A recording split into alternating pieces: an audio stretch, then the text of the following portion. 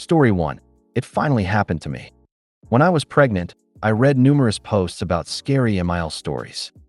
I previously believed that wouldn't happen to me since my MIL had been so good to me from the beginning. She was very affectionate, checked up on me once in a while, brought me fruits during my pregnancy, and so on. But then, it happened to me. To put it into context, I'm a first-time mom, FTM, to a 6-month-old baby girl who started eating solids almost a month ago. I had been researching baby-led weaning, BLW, long before and wanted to try this approach when my baby started eating. Miso was also on board with this and was proud of how well we were doing with our baby's feeding. Right now, my baby is happily feeding herself and is very keen on eating. She wants to hold the spoon and can even drink from an open cup. And yes, it amazes me how fast babies learn and how capable they are. Fast forward to today, my MIL came for her monthly visit, and I was so excited to show her how well my baby eats. But things started going wrong as soon as she saw the mess on my baby's face and the floor. All BLW mamas know what that mess looks like, haha. She immediately started ranting that I didn't know how to feed her grandchild, insisting that babies need to be spoon-fed because they are incapable of eating on their own. She even implied that what I am doing was a form of child abuse due to choking concerns. Miso defended me, but he couldn't stand up to his mother completely since he listens to her a lot. Meanwhile, she became more belligerent about my approach to feeding my child, insisting that she knew what she was doing because she had raised 4 children on her own. Then, she turned to my baby and said, "Mommy doesn't know what she's doing, right? Let Grandma feed you, you poor thing." I was on the verge of tears of anger, because I felt unheard and like a failure as a mother. I left the dinner table, locked myself in the bathroom, and cried until she finally left. My postpartum mental health hasn't been great, and I've been doing my best to manage it, but right now, my anxiety is at an all-time high, to the point where I'm ranting to random people on the internet. That said, I've made it clear to Mai so that she is not coming back until I feel comfortable again. Comment 1. Get the F out is a complete sentence. You're doing great, mama. Don't let this old cow tell you any different. Comment 2. I don't understand your MIL's issue. Babies eating is messy no matter what or how you feed them. It's not like you're leaving the baby in it all day. Ignore her and do what works for you. Comment 3. The next time she talks poop to you in front of or to your baby, tell her to get out. Your husband should also tell her the same. This is a hill to die on. She does not get to blatantly disrespect you in front of or to your child. That is damaging how your child sees you and normalizing abuse. Comment 4. Revoke MIL access privileges. This was way out of line. Anyone who thinks a new baby isn't going to be a messy eater when doing it for themselves is f-kin clueless. That's normal. You're doing great. Comment 5. Solidarity.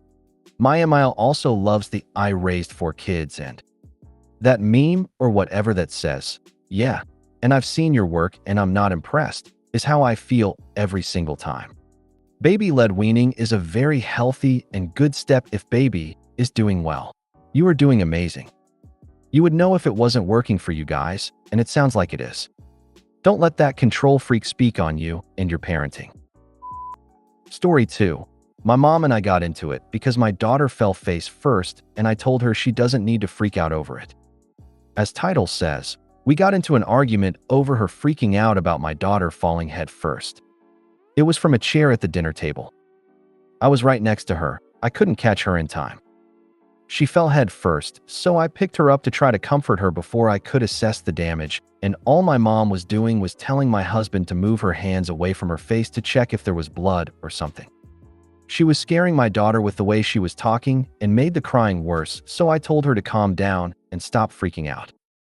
She got so heated, and I told her freaking out won't help the situation no matter if there was blood or not, and that I wanted to comfort my daughter before I checked for damage. She got up, said F***CKU because my husband was telling her our daughter was fine, told me she's protective of her grandchild because I told her this is my child and she needs to let me be the parent. She stormed out, went to go smoke a cigarette, came back in. She asked my daughter if she was scaring her, and my daughter nodded her head, so mom apologized and walked away. I'm feeling incredibly over it, because she is known to backseat parent. It doesn't feel like she respects us as parents and undermines us. I didn't think me telling her to stop freaking out would upset her like that, because I could tell she was scaring my daughter, and keeping a level head during these situations is crucial. Comment 1. She exposes your child to third-hand smoke but considers herself protective. Comment 2. Your mom disrespected you and your husband in front of your kid at your own house. This is unacceptable behavior.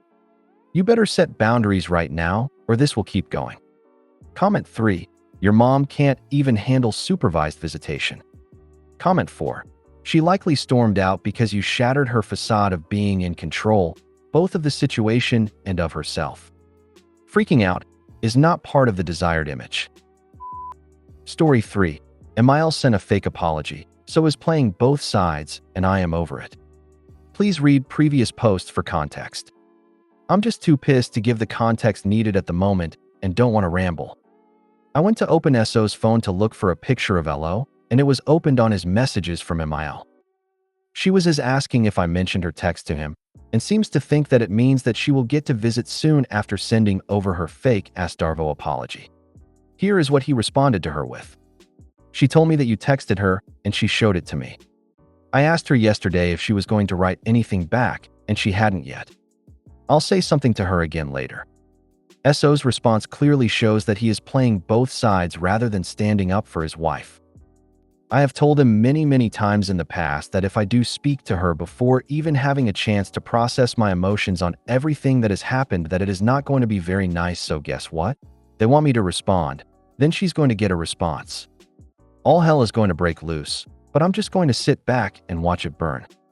She thinks that she can get what she wants by acting the way she is, then that is exactly what's going to happen.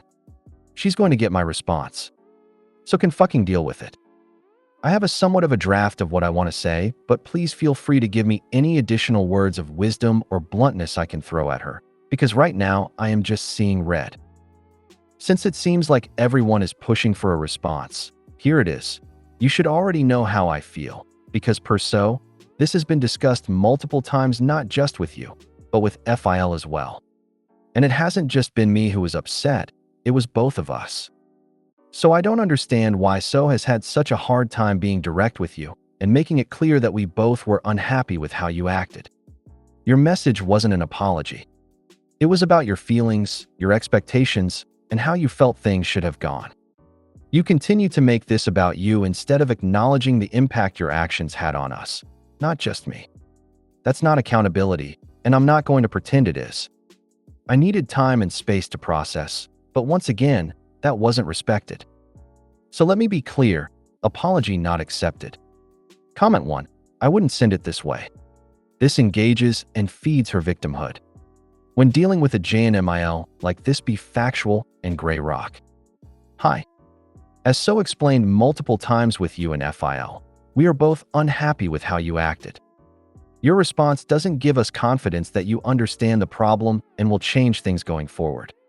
We don't think a visit is appropriate at this time. And I'd send that message to MIL, FIL, and definitely So. Comment 2. Too long. What you want is something shorter to really set everything on fire. As per my request for space is yet again being ignored, I'll write it out simply. When children are taught to apologize, they are taught that an apology can't be about them at all, or it is insincere. You are a very insincere, horrible person, and you can shove your apology where the stick permanently lives. Comment 3. My only advice is to not speak for your partner. Take that piece out because it tells her she's been successful in her attempt to drive a wedge between you two. If you made it to the end of the video, thanks for watching. Don't forget to like, subscribe, and share, and we will see you in the next video.